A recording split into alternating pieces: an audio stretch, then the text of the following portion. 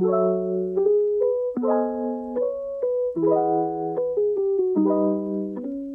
ini kita kedatangan tamu, sahabat saya dari SBB Group, dari Jedai yang sempat viral dengan Raisa, dan sekarang kita kenalan dengan Ko Erwin.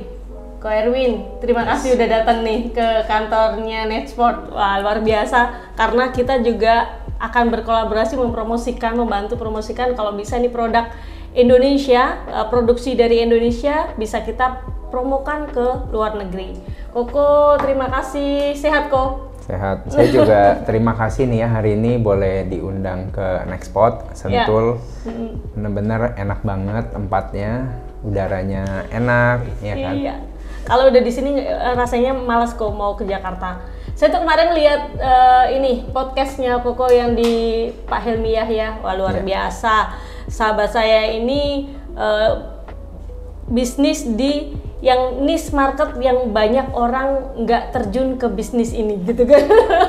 Sehingga beliau udah beberapa tahun, udah generasi kedua bisa eksis sampai sekarang, dan saya appreciate banget Koko bisa transfer teknologi dari Taiwan ya kalau nggak salah ya.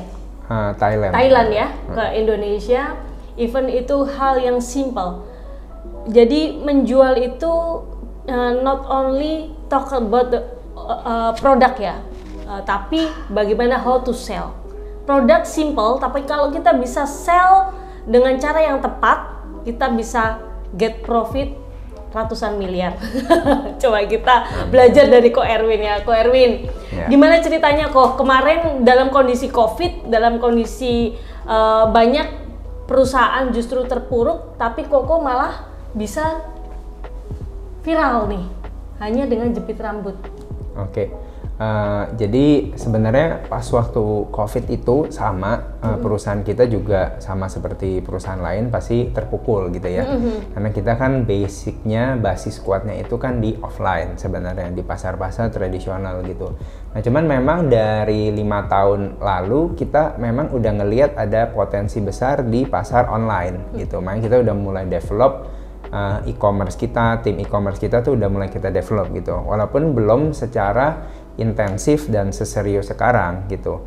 Lalu kita juga ngelihat adanya potensi di sosial media, ya kan, baik itu berupa Instagram, Facebook, TikTok, Line, apapun itu banyak sekali kan saat ini gitu. Nah terus pas pandemi itu kita luncurin, kita jadi sebenarnya udah luncurin produk ini juga udah lama sebenarnya, The Clip, tapi yang biasa, yang belum yang Jedai Hercules. Lalu kita mulai develop kan, jadi kita mulai R&D terus menerus. Jadi ada dua kebutuhan dari wanita gitu mengenai Jedai ini gitu. Dua dia punya, bukan kebutuhan tapi problemnya gitu. Nah yang satu, wanita itu pengen Jedai itu istilah dari jepit badai yang kuat karena gampang patah Bu. Jadi kalau misalnya dilempar atau nggak dilempar, jatuh gitu. Iya, sering banget patah. Saya dulu sebelum pakai hijab juga begitu. Suka rusak, cepet banget rusak. Betul. Nah jadi kita cari solusinya bagaimana bisa Jedai ini nggak patah gitu. Nah makanya kita R&D, makanya ketemulah yang namanya Jedai Hercules ini gitu loh. Lalu ada second problem adalah Jedai itu gampang hilang Bu. Nah cuman kalau itu kita nggak solve gitu. Karena kalau hilang nggak beli lagi nanti. Iya betul. Nah jadi kita tuh dalam berbisnis memang harus tahu ya, satu adalah potensi bisnis kita tuh seperti apa, seberapa besar gitu kan. Kemudian kita harus spesifik, harus berbeda dengan yang lain. Even sebenarnya jepit rambut juga banyak kan di pasaran, tapi kita harus punya spesifik dan value, kekuatan dari produk. Nah bicara mengenai potensi dari jepit rambut ini, aksesoris di Indonesia, kalau kita melihat market share penduduk Indonesia ya, penduduk Indonesia 286 juta ya, tapi untuk perempuan 133, sekitar 49% lah dari total ini ya populasi. Ini sebenarnya market yang cukup besar, 133 juta penduduk wanita Indonesia, dari anak kecil sampai dewasa itu banyak butuh aksesoris. Betul. Dan kalau kita hitung setahun aja kebutuhan 50.000 itu udah sekitar 6,6 triliun ya Ko Erwin, cukup besar, dan ini banyak belum ada pemain. Dan tidak banyak politisnya. Itu yang paling penting. Sebenarnya pemain udah banyak. Udah banyak ya. Karena kita sendiri juga, saya kan generasi kedua ya. Jadi sebenarnya tadi kata Bu Devi bukannya melihat bisnis ini gitu. Jadi dari lahir udah kecemplung. Jadi kita udah 40 tahun ya. 40 tahun ya udah ya. Jadi orang tua sebelum saya lahir pun udah mulai bisnis ini gitu. Jadi saya hidup dari kecil pun juga udah berkecimpung lah ya di bisnis ini gitu. Jadi sebenarnya pemainnya udah banyak, cuman banyak yang masih konvensional. Ya konvensional, masih di pasar tradisional gitu ya. Baru kita lihat sekitar 10-15 tahun terakhir tuh udah mulai masuk di modern market, tapi mereka itu masih banyak kan impor juga ya. Terus mereka masih gedein brandnya itu brand mereka sendiri gitu loh, brand tokonya, bukan dari brand produknya. Nah mereka nggak spesifik banget gitu. Banyak dari mereka juga udah jadi kita punya partner gitu. Dan terutama juga dalam 5-10 tahun terakhir ini ada satu potensi yang besar sekali juga yang kita nanti mungkin dalam 1-2 tahun terakhir itu 1-2 tahun ke depan kita akan mulai masuki, yaitu pasar hijab ya, aksesoris muslim gitu. Jadi itu juga di Indonesia itu pasarnya sangat besar sekali gitu loh. Nah, karena kan Indonesia itu negara dengan populasi muslim terbesar di dunia gitu. Dan tadi Bu Devi bilang kan 133 juta wanita ya gitu. Nah, saya asumsi dengan sangat safe, konservatif banget. Ribu aja konsumsinya ya. Betul. Nah, khusus hijab sendiri tuh kita hitung sekitar mungkin 50 juta hijabers di seluruh Indonesia gitu loh. Dan itu udah ada yang masukin seperti kayak kita tahu tuh Button Scarf, Ria Miranda gitu ya. Nah, merek-merek seperti ini. Tapi mereka itu sebenarnya nggak pure aksesoris. Mereka itu lebih ke arah scarf, lebih ke arah hijab, lebih ke arah muslim fashion ya. Tapi nggak ada yang khusus bener-bener di aksesorisnya gitu. Nah jadi itu mungkin mimpi kita ke depannya. Kita juga mau bikin untuk pasar itu gitu. Cuman untuk 1 tahun ini kita memang lebih fokus di Jeddah ini, Jeddah Hercules. Kita juga udah kolaborasi kan dengan brand internasional Sanrio. Jadi nanti kita juga mau luncurin nih ya. Jadi nantikan ya gitu. Kita akan luncurkan mungkin Jeddah Hello Kitty atau apa gitu. Nah, kita akan segera luncurkan gitu. Iya. Karena kalau kita lihat market share ya, yang tadi kita bilang, kita hitungan kasar aja dari 133 juta kali 50 ribu konsumsi per tahun ya. Saya aja beli ini aksesoris ini bisa 2-3 kali setahun, kadang-kadang rusak kan. Itu udah 6,6 triliun. Kita get 1% saja dari market share itu udah luar biasa sebenarnya kok. Ya. Saya tidak heran kalau Koko dari kecil udah hidup dari aksesoris ini dan bisa sampai sekolah ke luar negeri. Koko tadinya keterpaksaan nggak sih cerita tentang perjalanan sampai Koko mengembangkan Jeddah ya? Jadi berinovasi terus dengan produk. Ada keterpaksaan nggak ketika masuk ke bisnis ini kan? Karena Koko kalau nggak salah lulusan dari Australia. Iya. Ya, jadi ini harus spill rahasia keluarga sedikit. Jadi buat motivasi kok. Oke, nah sebenarnya kalau dalam hidup itu kalau saya ngelihat tuh ada momen-momen dalam hidup yang menentukan perjalanan hidup kita ke depannya gitu ya. Nah, momen pertama tuh ini bukan untuk menguak, cuman maksudnya pas jadi waktu itu saya kan sekolah ke luar negeri gitu. Ke Singapura, habis itu ke Australia. Nah dari Australia itu sebenarnya udah rencana pengen tinggal di sono gitu, Bu Devi. Jadi pengen tinggal di sono, ya karena nyaman kan di sono kan. Gitu. Betul. Apalagi saya di Perth itu bener-bener kayak santai banget ya, mirip kayak Sentul, cuman lebih santai lagi gitu. Iya. Jadi kita tuh kayak carefree life, semuanya hidupnya enak gitu loh. Zona nyaman lah. Nah zona nyaman banget. Sabtu Minggu udah nggak ngapa-ngapain gitu. Nah lalu pas habis selesai, saya sebenarnya udah ada tawaran untuk kerja jadi di Treasury, jadi di bendahara Australia, jadi PNS di Australia gitu. Wow. Nah cuman waktu itu akhirnya saya putusin untuk balik karena waktu itu papa pas waktu saya balik dia cuman datang duduk di meja makan, dia ngomong dia pengen saya terusin gitu loh. Nah saya nggak tahu waktu itu belum ada drakor, cuman gayanya dia tuh kayak sedih-sedih gitu loh. Ini bisa jadi salah satu trik orang tua yang pengen anaknya nerusin usaha ya. Karena nggak semua anak tuh mau biasanya. Nah itu jadi halangan juga buat pembisnis juga regenerasi kok. Kadang tidak ada yang meneruskan, akhirnya mati. Biasanya generasi kedua ketiga udah berhenti karena nggak mau nerusin gitu loh. Betul. Jadi punya banyak kuncinya adalah drakor ya. Satu nih kunci. Terus kok saya jadi tertarik nih. Nah jadi akhirnya abis itu ya udah saya putusin untuk balik ya, dan ya mulai deh. Jadi waktu itu kerja di tempat papa. Jadi dulunya masih tradisional banget semuanya gitu. Kita ya kayak saya ini sebenarnya aslinya P3, pedagang pasar pagi gitu. Tapi omsetnya cukup makan, cukup minum. Ya.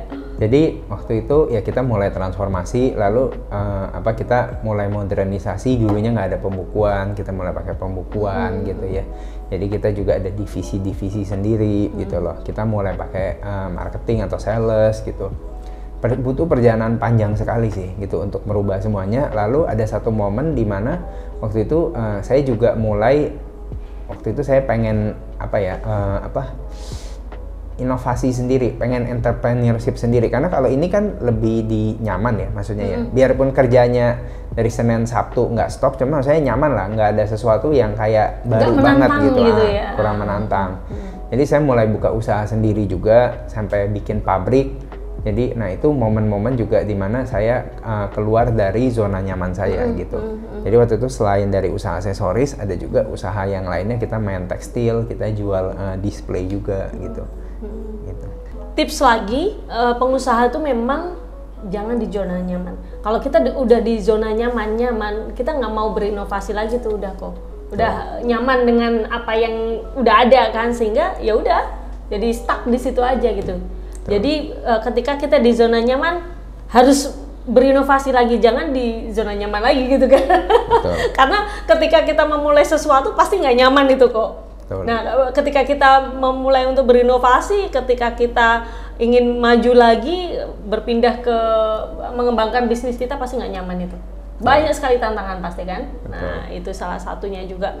Nah kita belajar dari Ko Erwin yang sebenarnya beliau pada saat itu tuh udah di zona nyaman di Australia ya, nggak mau pulang. Saya pun juga dulu gitu kok, saya nggak mau pulang karena udah ditawarin jadi associate professor di sana kok.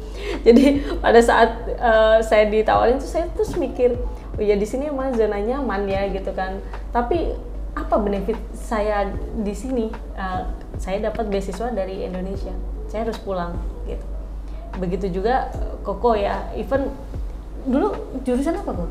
Dulu keuangan. Finance, ya. Make sense lah, makanya bisa jadi besar karena salah satu kunci CEO itu juga harus tahu ilmu keuangan. Ya nggak kok? Kalau kita nggak bisa manage keuangan, bubar semuanya itu. Memanage cash flow, apalagi karyawannya sekarang totalnya berapa kok? Sekarang plus minus kurang lebih di 400. 400 karyawan itu juga not so easy untuk memanage-nya, karena harus benar-benar tidak hanya manage masalah finansial, tapi juga bagaimana membangun loyalitas ke karyawan supaya nggak gonta-ganti. Itu kan juga cost itu kalau kita gonta-ganti karyawan, ya nggak kok?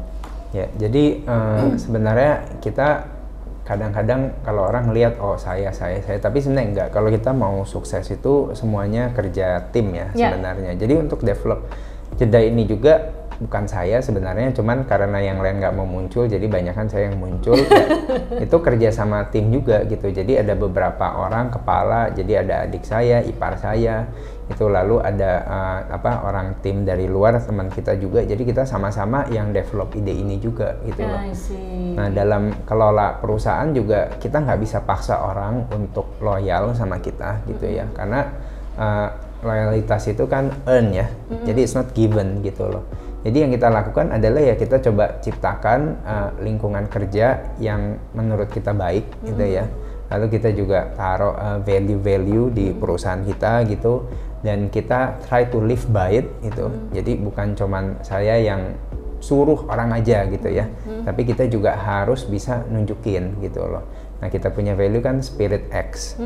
Spirit itu jadi service, professionalism, Itu innovation, responsibility, lalu integrity, teamwork, ya kan, dan excellent gitu. Jadi kita itu ya mesti tunjukin itu gitu loh dalam sehari-hari hidup kita gitu. Dan seorang leader itu harus paling banyak salesnya ya, Coach? Nah, kebetulan karena saya udah nggak terjun aktif. Udah nggak terjun aktif gitu? Iya, udah nggak terjun aktif. Karena kita kan ada banyak divisi, ada pabrik, ada e-commerce juga. Jadi saya lebih ke arah yang cheerleader gitu ya. Jadi yang motivasiin anak-anak gitu, kasih big vision gitu loh. Sama yang tukang ngoceh-ngoceh gitu. Tukang ngoceh-ngoceh. Galak juga nggak, ini ada staffnya nih? Ya harus galak pada waktu-waktu tertentu ya. Kita sama anak kan juga harus galak. Iya, kadang-kadang anak itu kalau nggak kita arahkan kan dia nggak tahu karena dia masih kecil kan, dia belum banyak pengalaman kan. Harus diarahkan, kadang-kadang mengarahkan tuh memang harus dipaksa. Itu saya juga pengalaman dengan anak saya tuh. Dulu pada saat mau masuk ke kelas tertentu, dia kan kalau ditanya kamu mau masuk sini ini nggak tahu, nggak, karena masih kecil, dia belum banyak pengalaman, ya harus dipaksa dulu gitu. Ya. Dan satu lagi nih pelajaran dari yang bisa kita ambil ya dari keberhasilan Koko adalah yang tadi dibilang bahwa teamwork dalam sebuah perusahaan itu sangat penting karena we cannot do anything by ourselves. Betul. Ya kan? Kalau kita mau sukses ya kita harus berkolaborasi, harus bekerja sama dengan banyak pihak. Karena apalagi mengelola perusahaan keluarga itu nggak gampang loh kok. Saya banyak pengalaman perusahaan yang dikelola oleh keluarga karena jadi banyak konflik akhirnya hancur. Nah, jadi mungkin ya kita ada pernah melewati fase-fase itu ya pasti ya. Juga tentu. Ya cuman ya saya nggak ceritain. Saya pernah ada lah gitu namanya ego, terus mungkin keinginan pribadi. Tapi ya beruntung kita punya leader, jadi mungkin papa ya kan. Papa dia dari sebagai dulu sosok, ya dia figur dan dia orangnya juga agak Pancasila dan demokratis gitu ya. Jadi ya kita bisa memainkan peran kita masing-masing di sono gitu ya. Jadi dia juga sekarang nggak terlalu, maksudnya dia juga bisa terima masukan gitu ya, bisa terima masukan dan kita bisa berkontribusi sesuai dengan strength kita masing-masing gitu loh. Jadi menurut saya sih sebenarnya sama aja ya, maksudnya di perusahaan keluarga maupun perusahaan swasta juga yang non keluarga gitu ya, maksudnya yang mungkin profesional banget. Ya intinya bahwa perusahaan tuh kalau mau sukses faktor merit itu harus dikedepankan ya. Jadi meritokrasi gitu ya. Maksudnya orang itu jangan cuman karena dia anak siapa atau dia dekat sama siapa jadi kita promosiin terus gitu loh. Jadi banyak juga waktu itu keluarga yang kerja di kita tanda kutip ya karena dia memang kepengen kerja sendiri atau mental juga ya mungkin karena ya kita tuh lihatnya semuanya itu by meritokrasi gitu ya. Jadi itu yang penting. Cuman ya perusahaan keluarga ada keuntungannya adalah ada family bond itu kan gitu. Jadi trustnya itu juga ada gitu. Ya bagaimanapun family itu pasti ada keuntungannya gitu ya. Maksudnya karena dengan trust itu kita udah lebih connect. Jadi mungkin komunikasi lebih nyambung gitu. Oke. Nah bicara mengenai sejarah nih kok kita kembali lagi nih ke Jedar. Sejarah dari Jedar ini tadi udah 40 tahun ya. Itu dimulai dari bisnis papa atau grandpa-nya tuh Om? Oh enggak dari papa. Dari papa ya. Dari papa dan itu beliau merintis ini dari toko ya berarti awalnya. Betul. Jadi dulu dari mulainya sih dari Medan ya. Jadi dulu papa tuh kerja, kita tuh asli orang Medan. Sumatera Utara. Bukan di Jakarta dulu ya? Nah justru mulai dari Medan tapi pindah ke Jakarta. Itu pas sebelum saya lahir pindah ke Jakarta. Tahun 1981 ya kalau nggak salah. Nama tokonya Gaya Baru. Modalnya cuman $1.000 waktu itu. Ya, $1.000 pada saat itu mungkin kursnya masih kecil ya. $1.000 ya sekitar di bawah sejuta ya uang sekarang. Iya, di bawah sejuta. Nah, ini segala sesuatu itu harus memulai dari kecil.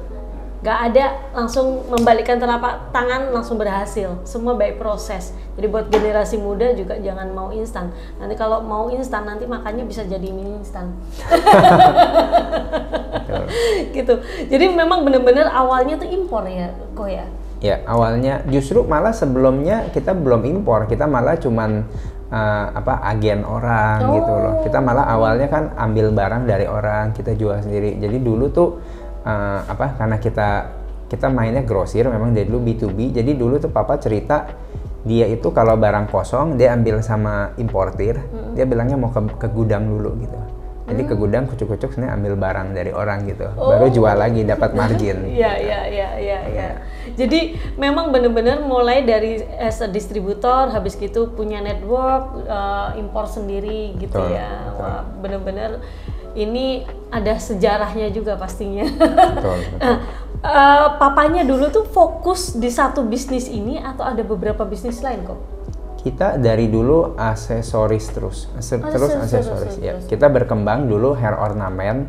Jadi dulu kita yang dari barang-barang hair ornament. Nah, pernah satu masa kita main yang gold plated aksesoris gitu. Ya sampai sekarang kita juga ada, cuman dulu kita main gold plated multi level gitu.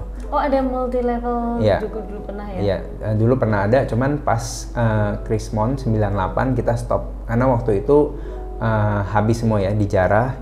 Jadi waktu itu ruko kita dijarah, ada mobil Panther, saya ingat mobil Panthernya dibalikin, dibakar. Ya ampun. Jadi abis itu udah stop, itu papa stres waktu itu. Dia merenung nasib. Nah, nggak berapa lama mama meninggal kan waktu itu.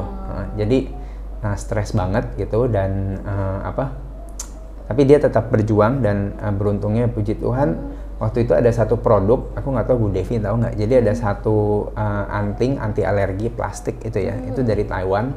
Nah itu dalam waktu di bawah setahun kehilangan kita dari kerusuhan apa segala macam itu udah bisa nutupin.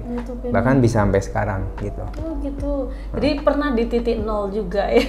Ya titik nol. Kayaknya semua pengusaha pernah mengalami hal di titik nol, bahkan titik minus kadang-kadang gitu kan. Betul. Tapi pengusaha yang hebat ya dia bisa bangkit lagi untuk dari titik nol itu ditarik untuk naik lagi gitu. Karena banyak pelajaran yang bisa diambil dari kita ketika mendapatkan ujian itu kan. Gitu. Betul. Dan itu tuh yang saya tahu sih dulu ada anting yang dari plastik ya, itu untuk anak-anak baru lahir. Ingat ya, itu membuktikan bahwa saya ini udah generasi tua. Kolonial, masih milenial. Sedikit milenial. Sedikit memaksakan untuk milenial, karena kita harus paksakan loh. Sekarang ini anak-anak milenial luar biasa kok. Betul. Mereka tuh idenya luar biasa, tapi anak-anak milenial ini kan belum banyak pengalaman. Harus benar-benar kita arahkan gitu idenya. Mereka pinter-pinter anak generasi sekarang ini gitu. Nah, kita ini yang masih banyak konvensional harus banyak dibantu sama milenial. Betul. Iya. Tim kita juga banyak kan milenial kan sekarang. Iya milenial. Ada kesulitan tersendiri nggak kok memanage anak milenial? Anak milenial sekarang mungkin lebih idealis, lebih pragmatis gitu ya. Kalau zaman dulu kan kita kerja kan nggak hitung-hitungan waktu, nggak pentingin apa gitu. Dulu saya habis balik dari Australia, lulusan luar negeri, tapi ya suruh jaga gudang ya jaga gudang aja gitu. Kita tungguin kontainer sampai jam 11-12 malam. Pernah hadapan sama polisi apa, jadi udah biasa gitu. Cuman anak milenial sekarang nggak semua ya. Gitu. Nggak semua ya, banyak tenggo ya. Jam 5 teng pulang gitu. Ya baik yang tenggo atau mungkin juga mentalnya mungkin nggak kuat gitu. Kalau kita keras dikit langsung itu. Kalau dulu kita kan udah biasa diocehin tuh udah makanan sehari-hari gitu. Iya, justru kalau dengan didikan kita nggak tahu ya. Saya tuh karena dulu juga didikan saya sendiri juga banyak mengalami hal kepahitan gitu ya di hidup gitu kan, dan orang tua saya pun juga didiknya luar biasa. Itu membuat kita menjadi lebih strong loh. Iya, lebih tough. Begitu orang tua kita tuh nggak ada, oh dulu tuh maksud orang tua kita seperti ini gitu kan. Dulu zamannya bapak saya memang meninggal pada saat saya umur 2 tahun. Setelah itu ibu menikah lagi kan. Itu bapak sambung saya tuh luar biasa mendidik saya. Pagi jam 5 pagi harus bangun. Dulu sih kesel gitu kan, bete gitu kan. Kita tuh kan baru belajar dari jam 3, jam 5 udah suruh bangun gitu. Tapi begitu kesini karena udah jadi kebiasaan pada saat kita dididik dulu gitu keras. Kan. Dididik keras, jadi kebiasaan. Itu salah satu kelemahan dari generasi sekarang ini memang gitu. Kalau saya pun juga mengalami ya, ketika kita kerasin sedikit ngambek biasanya. Dan banyak yang suka kutu loncat, jadi nggak betah di perusahaan satu, dia pindah ke perusahaan lain, padahal itu membuat dia jadi apa ya, kalau kita loncat-loncat kan balik ke titik nol lagi, sehingga apa namanya, naiknya jadi lama juga kok.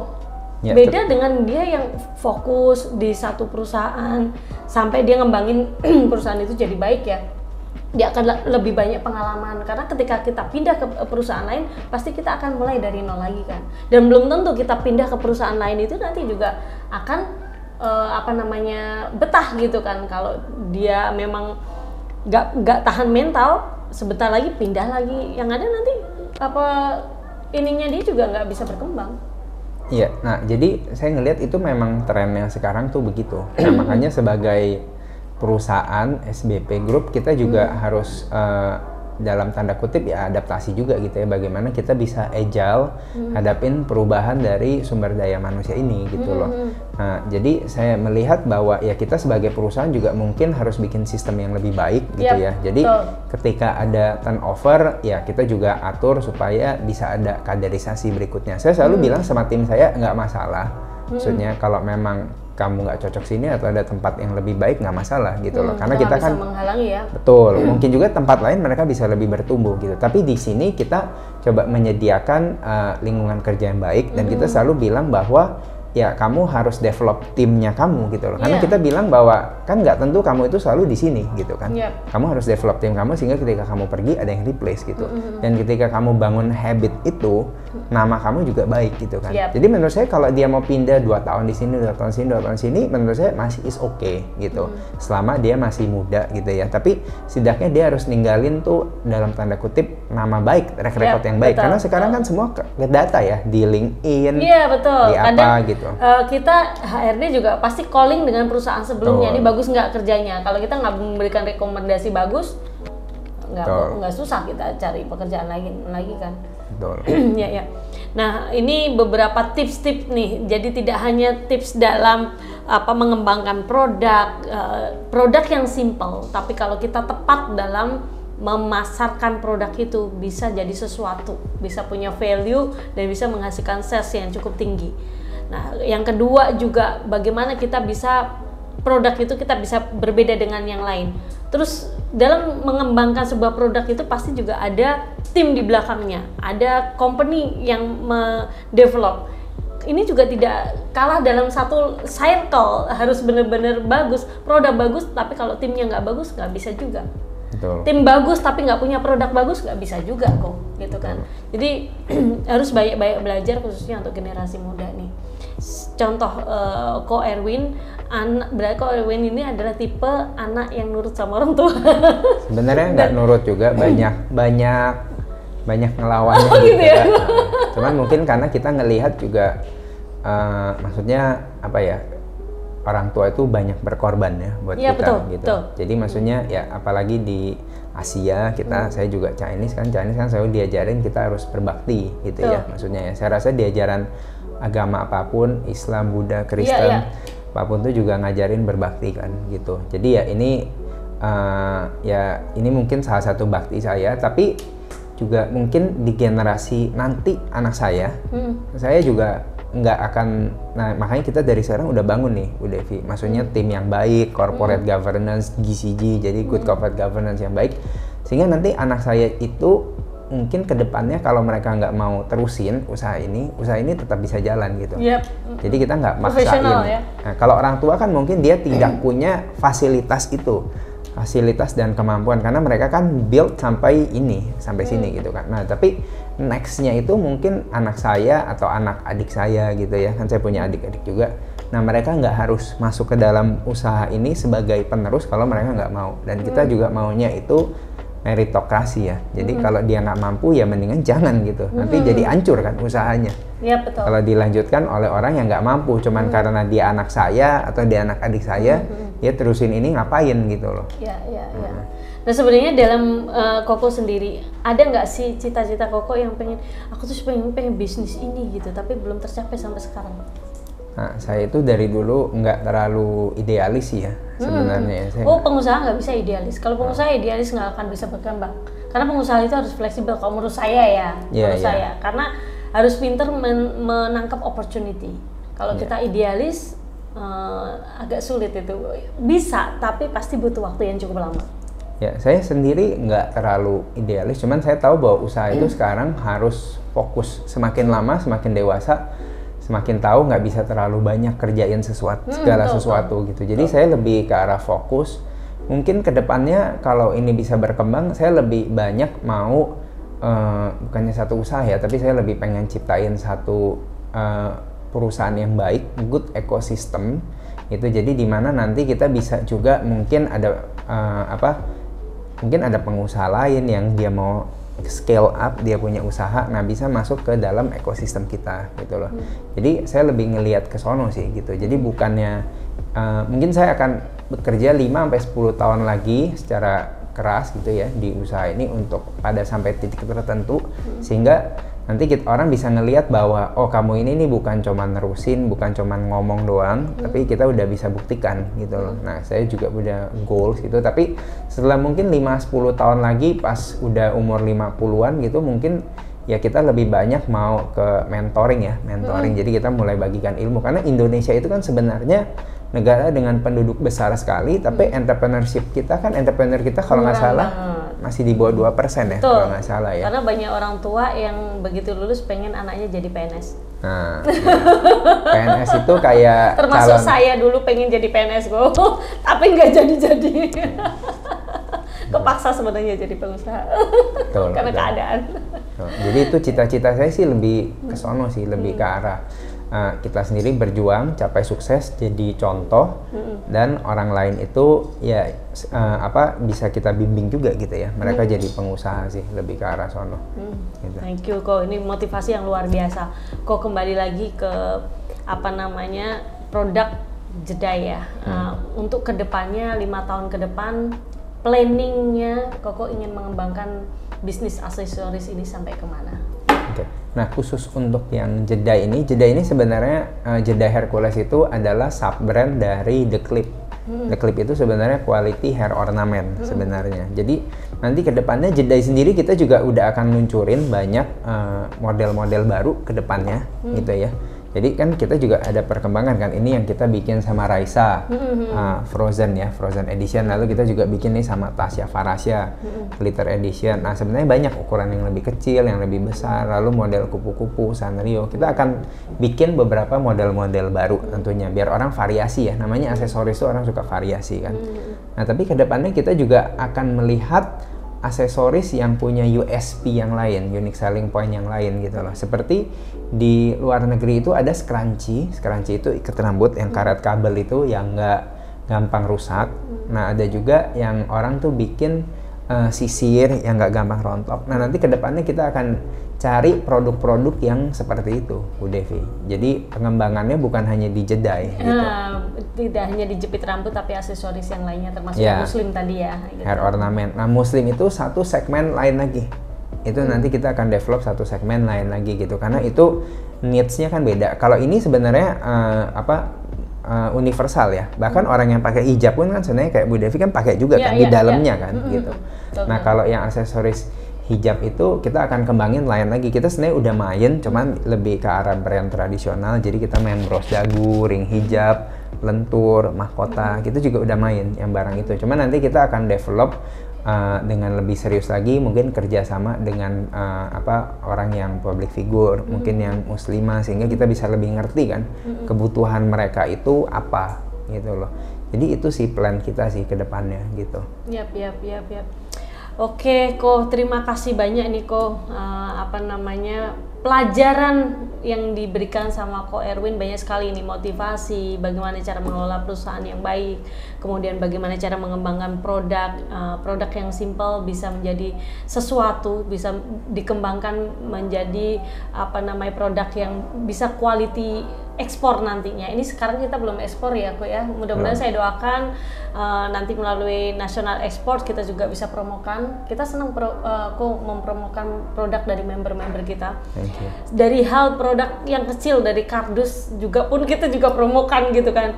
Jadi kita sendiri National Export juga fokus bagaimana tidak hanya kita impor-impor, tapi juga kita bisa ekspor beberapa produk lokal Indonesia, bikinan Indonesia yang nggak kalah dengan negara lain. Sebenarnya kan aksesoris tuh banyak, pesaingnya utamanya adalah di China ya, dari China. Nah, Ko saya support, mudah-mudahan ini produk Koko nanti bisa ke luar negeri banyak gitu kan. Brand-brand Indonesia bisa banyak ke luar negeri. Itu salah satu cita-cita kita juga Ko. Terima kasih banyak ilmunya, terima kasih banyak udah datang ke kantor Nexport, dan terima kasih banyak sudah bergabung sebagai member Nexport untuk kita promokan produknya. Mudah-mudahan kita bisa berhasil untuk membawa Koko sampai ke luar negeri. Kita tidak bisa berjanji apapun, tapi yang penting kita usaha, ya nggak Ko? Oke pemirsa, kita udah banyak belajar dari Ko Erwin, dan thank you very much Ko Erwin sudah datang ke National Export, dan mudah-mudahan bisa bermanfaat untuk banyak orang, bisa memberikan motivasi ke banyak orang. Dan jangan lupa ya, like, share, and subscribe Nexport Media. Bye bye, see you. Thank you Ko.